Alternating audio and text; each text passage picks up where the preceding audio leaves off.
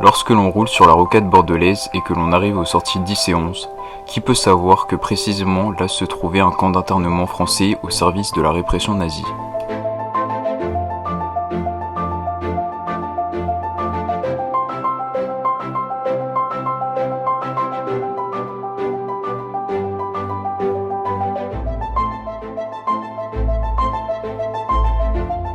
Sortie 10, après un premier rond-point marqué par la présence d'un McDo, un second carrefour giratoire abrite sur un de ses arcs extérieurs une stèle.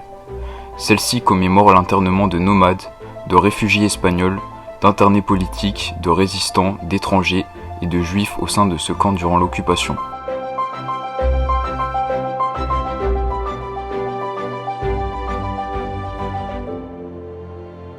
Mais qui s'arrête pour lire son épitaphe?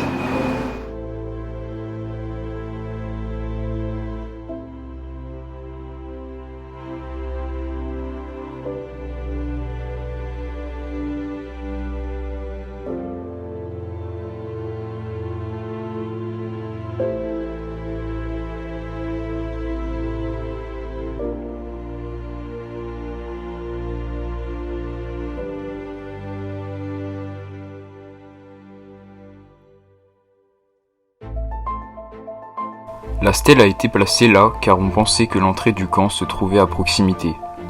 Pour autant, lors de son inauguration, un ancien interné avouait qu'il ne reconnaissait rien dans ce paysage bouleversé et désormais voué aux activités commerciales et industrielles.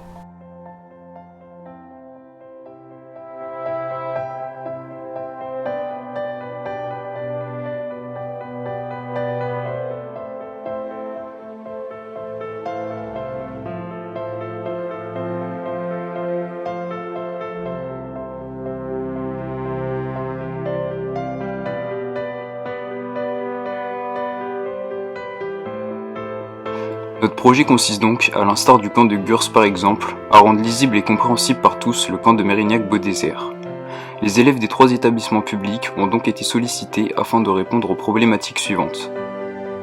Comment redonner une visibilité à l'histoire du camp, à son emplacement et à son organisation? Comment donner la possibilité au plus large public possible de connaître cette histoire et l'histoire de ceux qui ont été internés?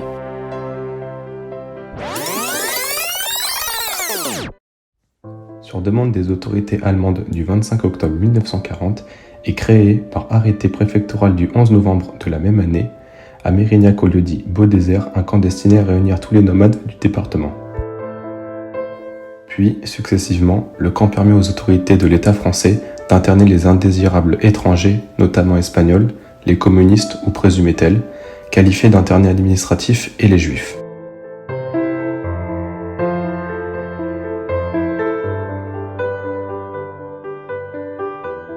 En 1949, le nombre approximatif d'internés pendant l'occupation au centre de séjour surveillé de Mérignac a été estimé à 8730 personnes par le cabinet du préfet.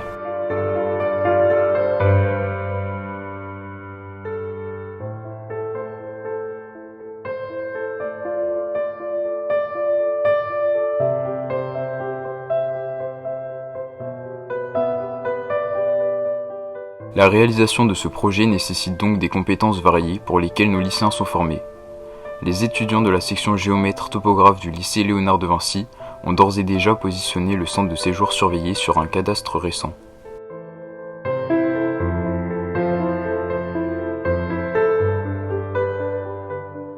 Afin que l'histoire du camp, son organisation et son fonctionnement soient rendus lisibles pour tous, les élèves des 3 lycées professionnels ont réfléchi à la création d'une table d'orientation permettant d'appréhender le camp dans l'espace urbain actuel et de pavés posés, de place en place, afin de baliser son périmètre.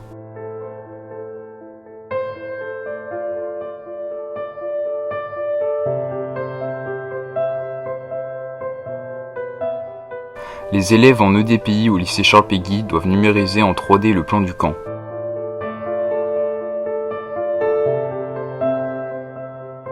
Les élèves en TU du lycée Marcel Dassault se serviront de cette modélisation pour réaliser en aluminium un plan en 3D. Les tailleurs de pierre du lycée Léonard de Vinci réaliseront la base et le support de la table d'orientation ainsi que les pavés permettant de marquer le périmètre du camp.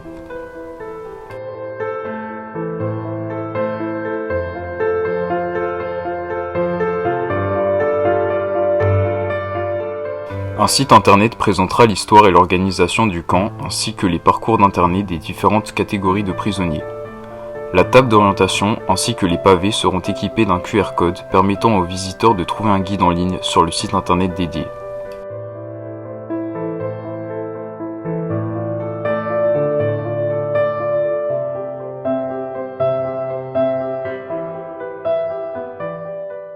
Au lycée Léonard de Vinci, les élèves travaillent sur des monuments mémoriels afin de comprendre leur rôle et réfléchissent en atelier à ce que sera la table d'orientation.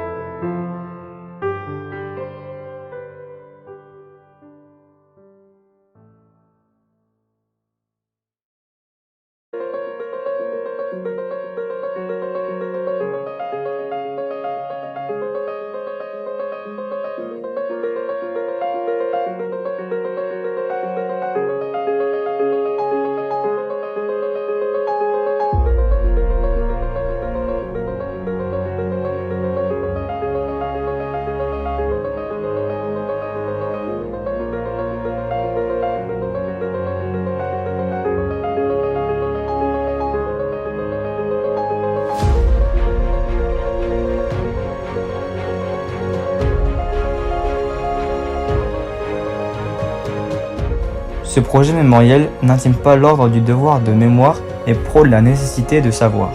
Pour nous, ce projet est un défi et une course contre la montre. Il semble qu'au fur et à mesure que le temps passe, des générations ne retiennent pas ou ignorent les conséquences de l'occupation nazie et de la collaboration active de l'État français. Permettre à nos élèves de toucher du bout des doigts cette histoire, celle qui est à leur portée, les côtoie sans être visible est sûrement le moyen le plus constructif de les engager dans un devoir mémoriel, ce devoir de savoir pour qu'à leur tour ils transmettent.